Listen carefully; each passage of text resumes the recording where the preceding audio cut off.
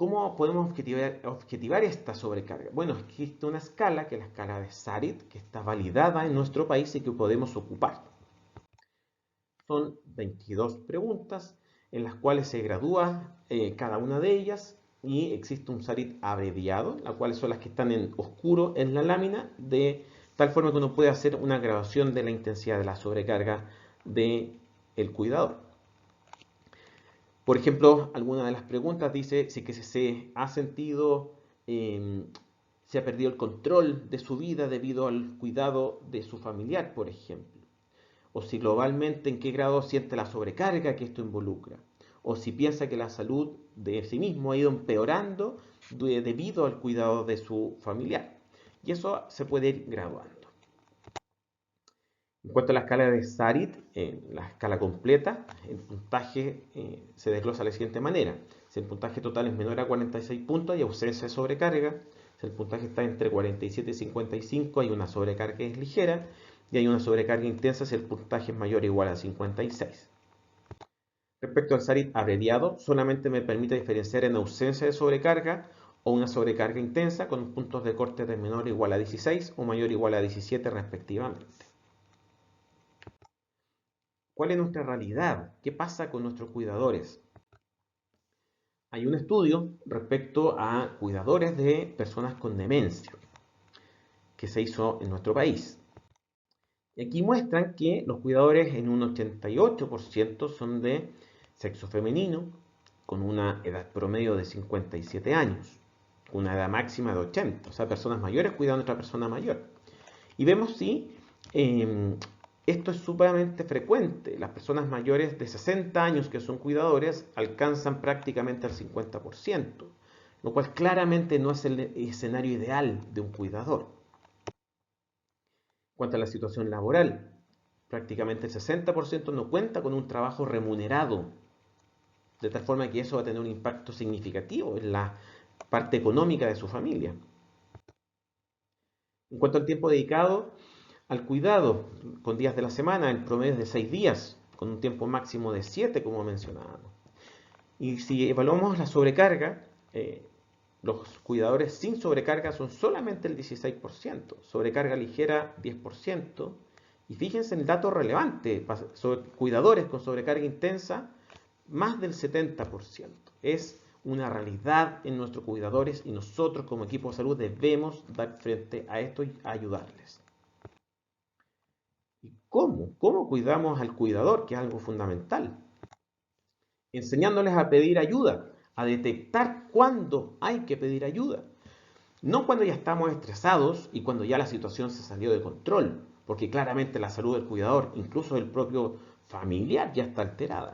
Entonces hay que darle ciertos tips. Cuando ya ve que no está durmiendo bien, se siente cansada de forma continua, se empieza a aislar, está más irritable con su familia, con el mismo paciente que cuidan, ojo, pongamos atención, algo está pasando.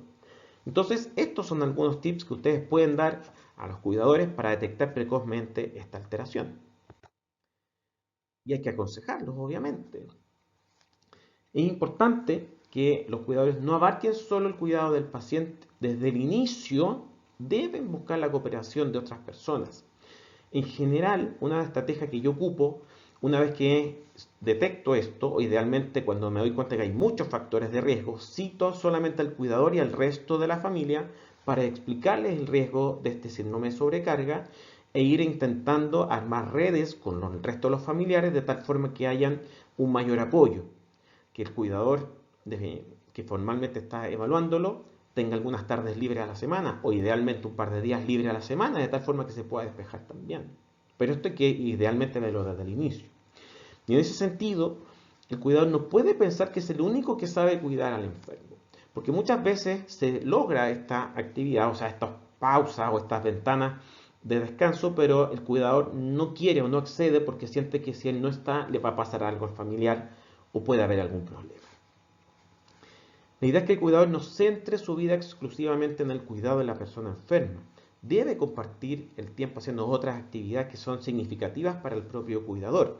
Y ahí obviamente va a depender de la biografía de cada uno de sus cuidadores qué cosa es significativa para que la puedan mantener haciendo. Ya sea salir a ver a algún familiar, mantener algún taller de tejido, alguna actividad recreativa que para ellos sean importantes. Y en ese sentido también es relevante que se relacionen con otras personas que son cuidadores, porque eso también les hace esta sensación de pertenencia, pueden compartir experiencias. Y en algunas sesiones educativas, dentro de las cosas que más destacan los cuidadores es poder compartir con otras personas otras experiencias que los aconsejan en cómo enfrentarse a situaciones difíciles en el día a día. Algo sumamente importante es culpar siempre a la enfermedad y no al enfermo. Si tenemos un paciente con demencia que me escupe la comida, que le pega el cuidador, es una situación sumamente difícil de abordar. Y piensen ustedes, si su padre o su madre les pega o les escupe la comida, es frustrante y uno se puede irritar.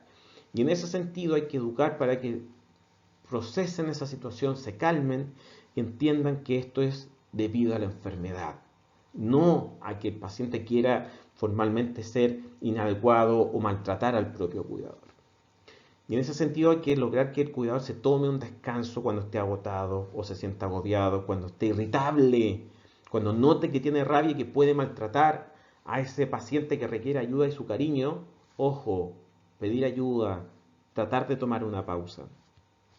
Y en ese sentido, también es muy útil que haga una lista en orden de importancia de lo que tiene que hacer, qué es lo que pueden hacer más tarde y cómo puede hacer cada una de esas tareas de forma más fácil. Es decir, ir dando objetividad y estar por escrito esas actividades a veces son muy útiles.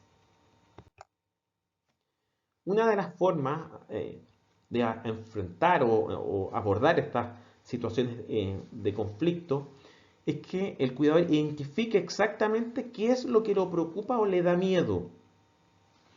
Y eso hay que analizar con calma si es una realidad o es más bien una sensación o algo que no ha ocurrido realmente pero que al cuidador lo tiene inquieto.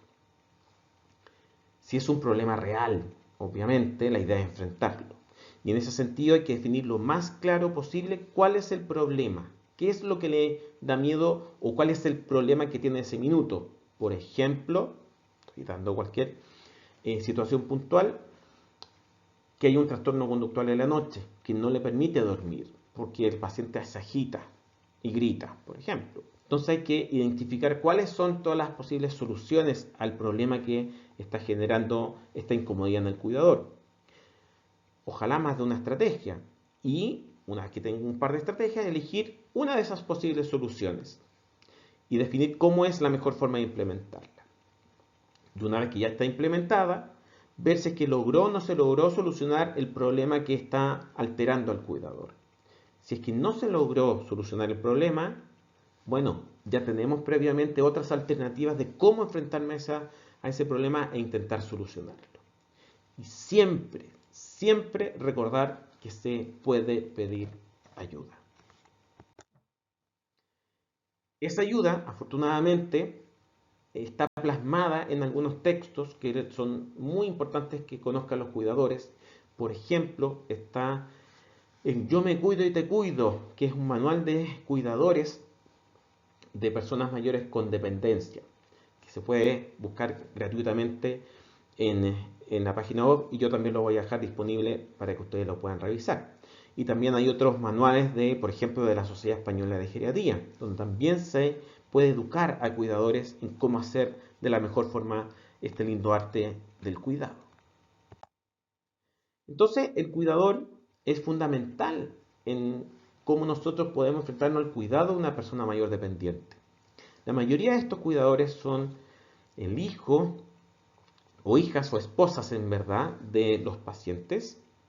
Y es importante que consideremos cuando tenemos una persona mayor cuidando a otra persona mayor, ojo, es un factor de riesgo de sobrecarga, lo pasan mal esos cuidadores. Tratemos nosotros como equipo de salud de orientarlos, educarlos, darles todas las herramientas para que se empoderen del cuidado e idealmente articular una red de apoyo de tal forma que ese cuidador mayor tenga la ayuda de su familia o idealmente ir rotando los cuidados. Siempre evaluar los factores de sobrecarga tanto del paciente como del cuidador de tal forma de ser capaces de ir previniendo la aparición de este síndrome, ya que afecta la salud tanto mental de nuestros pacientes puede estar alterada su trastorno anímico, la ansiedad del cuidador. Entonces hay que ir individualizando la ayuda que requiere ese cuidador. Y además, mientras más sobrecarga, más sintomatología depresiva y hay menor calidad de vida tanto en el cuidador como en el paciente que es cuidado. Entonces, la mayoría de los cuidadores presenta sobrecarga, ya sea ligera o intensa, lo que nos da cuenta que hay una necesidad imperiosa de abordar este tema como algo prioritario dentro del enfrentamiento de una persona mayor dependiente y su cuidador. Espero que la clase haya sido de utilidad para ustedes. Es una situación muy frecuente que enfrentamos en geriatría y muchas veces puede pasar desapercibida. Y esa situación debemos enfrentarla de la mejor forma posible, de tal forma que el cuidador, nuestro paciente, tenga la mejor calidad de vida posible. Hasta luego, que estén muy bien.